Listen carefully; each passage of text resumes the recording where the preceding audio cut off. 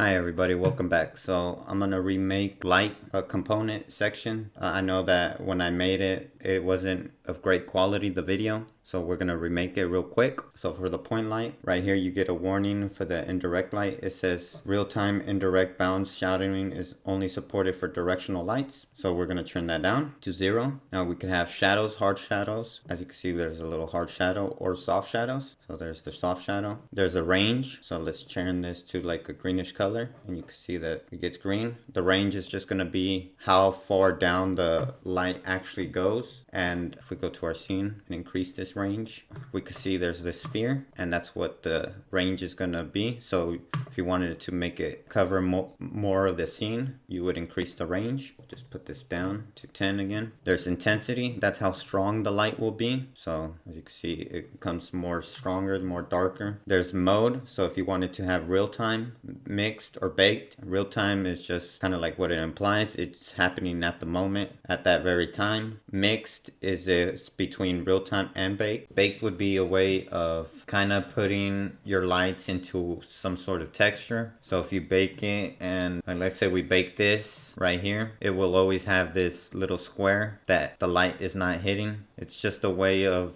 saving resource on your game, so they're not so intense, so they're not so heavy performance, so your games will run faster. It will just make the lights always stay the same pretty much, no matter, like, let's say if I start moving this cube, you can see the shadow moves with it. But if I have baked it, the shadow wouldn't move with it, or this little square where it shows that the light is not actually hitting, it will just stay the same. So let me kind of show you, probably not explaining it too well. So let's just click bake. Let's hit generate lighting. When you hit that generate lighting, it's actually baking it. And then let's wait for it to finish.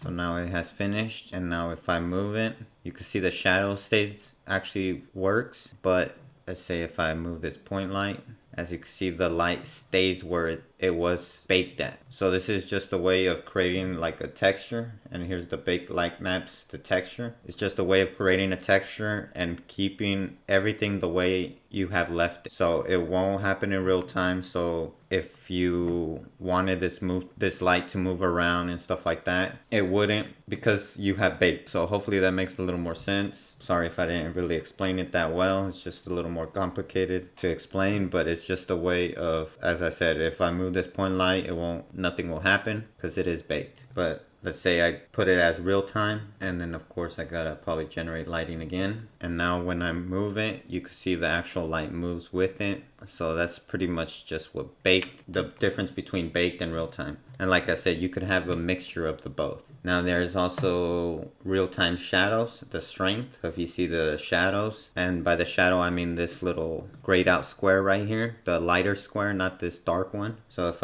you can see it actually increases, decrease. So if you want the shadow to be a little less, with less strength, that's how you would do it. There's resolution. Now it says use quality settings. If we go to the project settings, there's quality, and then we'll use these quality settings. And I will make a video on this later on, but just know that you can have different quality settings, and you could adjust it depending on if it's on a computer, it's on Mac, Android, WebGL, all that. You could even add quality levels, so you can make it even more performant, or you could make it more detailed, all that stuff. I'll make a separate video on that later on though. And then there's also bias. So this is just a way of adjusting the shadow, and adjusting the shadow based on the light. There's also normal bias. So normal bias is similar, but it will shrink depending on the surface and stuff like that. So if we have normal bias, say I put this tree right here and I go to the point light, if I adjust the bias, you can see inside this tree, you can see the lighting being adjusted. Same thing with the normal bias. So if we have the normal bias, we could adjust that as well. And this is just a way of avoiding like false shadows, so shadows that are really not there. So you would just have to play around with that depending on your project, depending on what you're trying to achieve. There's also near plane. So if I adjust it, you could see that all these shadows, like over here where the branches are supposed to be, if we adjust it, they disappear, they appear. I mean, just depending, like if you see this main branch, if I adjust it, you can see that we could have it like where you could barely see that shadow. If we want to extend it all the way, if we don't want to show it at all, that would be the near plane. There's also cookie. Now cookie is just a way of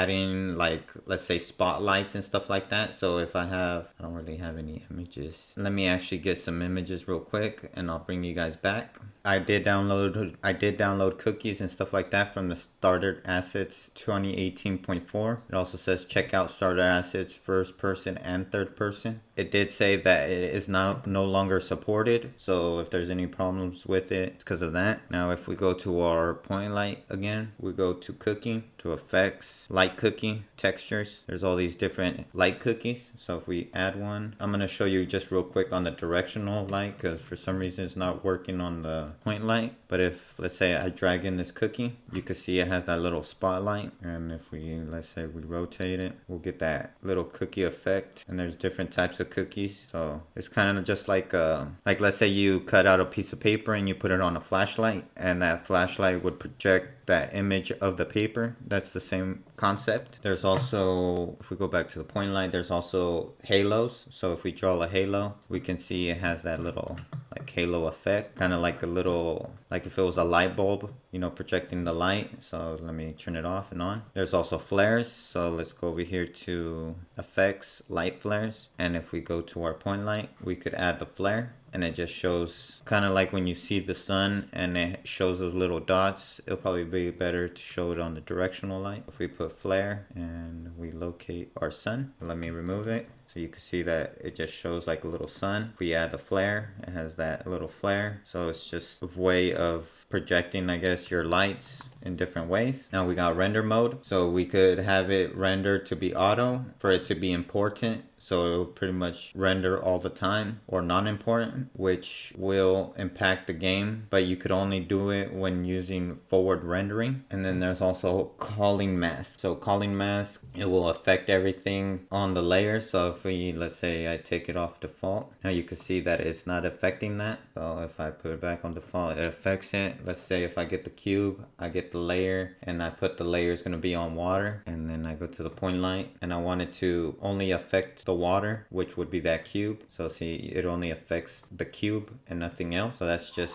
a way of pretty much just making the light work on certain things. So that would be it for the point light. Now we're going to go to the spotlight. The spotlight also says that it does not have real-time and direct bouncing, and it's only supported for directional lights. So we'll remove that. We'll change the color to like a red color, and you could already see it over here. There's the range, so how far down this spotlight will go. Let me turn on gizmos. So there's the little lines that are going down. That would be the range. If I decrease it, you can see the little range is going down. If I increase it, you can see that it's going up, and it gets a little more intense depending on the range. Now let's go put it back to 10. There's also spot angle, which would make these little lines kind of grow, or well, yeah, grow to the sides sort of. So if we adjust it, you can see it's growing like to the sides, and the spot angle is actually getting larger. You could also see that there's that little circle, and that circle is also increasing. And then there's color, there's mode, same thing as the other one. You can mix it, or you could just bake it, or have it at real time. There's intensity, so you can make it dark, the color more intense, more darker. There's also shadow type, so if you wanted it to be hard shadows or soft shadows. And then there's the strength of the shadow, how strong you want the shadow strength to be. And if you go to hard shadows, the strength might seem a little different, but it's pretty much the same concept. There's the resolution. I did show you the use quality settings, but there's also, you could keep the resolution as you would like. So you could have low resolution shadows, medium, high, all that stuff, very high. There's bias, same thing. If we change the bias, it will affect the shadows. Same thing with the normal bias, it will affect the shadows and the near plane. So it all depends on your game, how you want the shadows to work in your game. There's that cookie. Let's see. Yeah, the cookie works on this spotlight. It probably just don't work on the point light. So for the cookie, you could, if we go back to the effects, textures, and go back, and we could see the cookie probably work a little better on this point light. Let me increase the intensity a bit. So if we add different cookies, you can see the little different effects that it has. I was saying it's just like if you had a paper and you were to cut different things on that paper and you shown it in a flashlight, it will take the shape of that paper that you had cut out. There's also draw halo. So let me actually remove the cookies, increase this a bit, and then we'll draw halo. And as you can see, so if you look at these trees behind, you could kind of see that it's kind of emitting light everywhere. And if you back up, you can see that little like circle. So it's just, I'm not sure how to explain it too well, but it's just a way of spreading out the light a bit more, like a kind of a halo shape. There's a flare, same thing, the flare. We lock this real quick, go to flares. So it will show right there where that point light is, or that spotlight. And these flares are pretty much good for, like, let's say you have street lights. It will give it a nice effect to your street lights.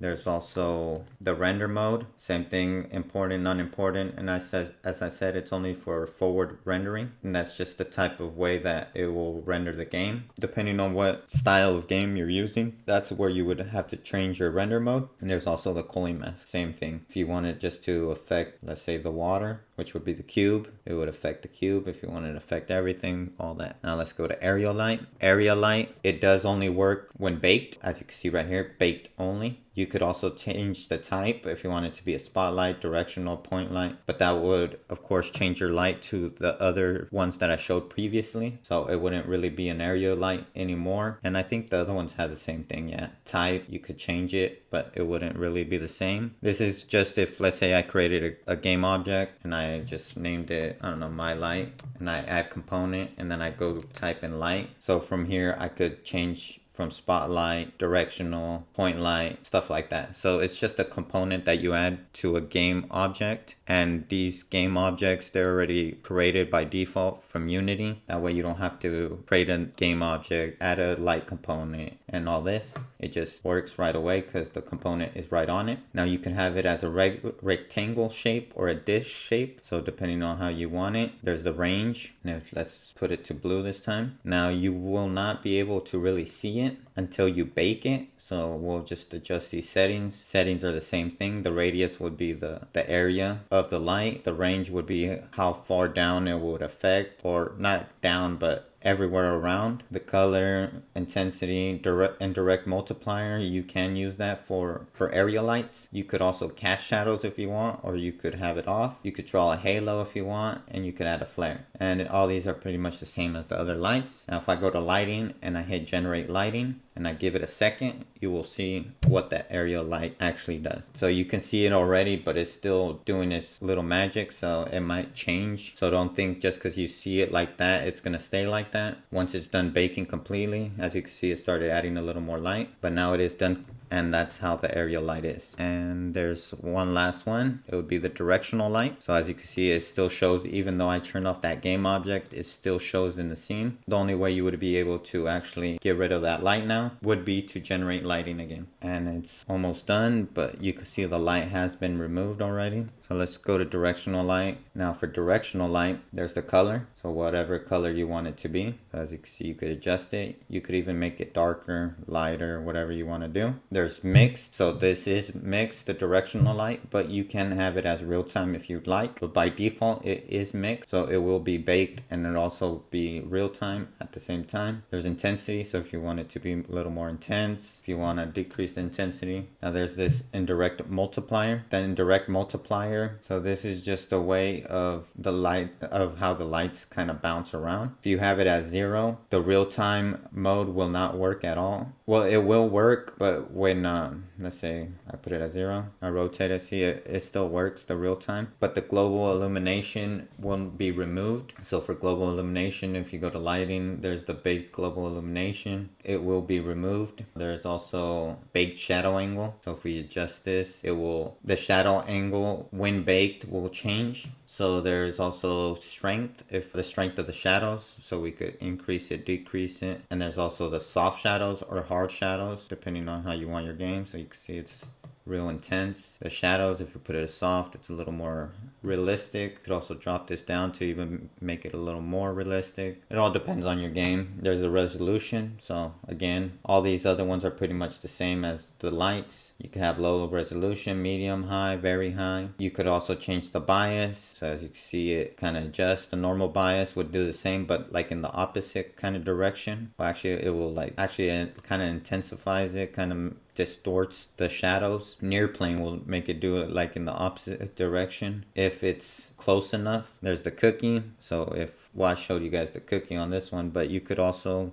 one thing I didn't show is that you could change the size of it only on the directional light. So if I add a cookie, go back, here's the cookie, I could change the size of it. I could add any one and just the size according to what I want for my game. Now there's that draw halo. So if I draw the halo, you can see the halo is right here because this is where my directional light game object is. So if I adjust it, it will move around and it will really not affect my light, like my shadows and stuff like that. So if I see my shadows right here where the tree's at and I move it around, it will always stay the same. As you can see, it's gonna always stay the same. The only thing that affects the shadows really would be like the rotation. So if I start rotating this, you can see the rotation of the shadows actually move. It turns into nighttime and then back to daytime, all that. So that would be a way of rating a day and night system. It's just adjusting the rotation. And you could also do it for the other way as well. And also the Z. Well, the Z actually don't do anything, but the X and the Y. The X will make it dark and light. The Y will just spin pretty much the shadows around. So to make kind of a day, nighttime a little more realistic, you would adjust both of them at the same time. And then after that, there's the flare. I did show you guys the flare, but I will show you guys once more. If we go to flare, we go, let's say the sun, and this would be where the sun game object is, not where this is at, but the actual object itself. So there's the sun flare, there's the flare small, there's 50 millimeter zoom, and then there's the render mode, same thing, only with forward rendering. You can have it as important or not important. You can make it affect everything, nothing, or whatever you want. So right now it's nothing. It's not affecting none of my terrain, nothing like that. Only my, I guess, my game world, but not affecting any object. And if I hit water, it's only affecting the cube. So that's pretty much it for this video. I hope this video helped. I hope you guys enjoyed it. I hope you guys learned something from it. Sorry for anything that might have been confusing, but if you guys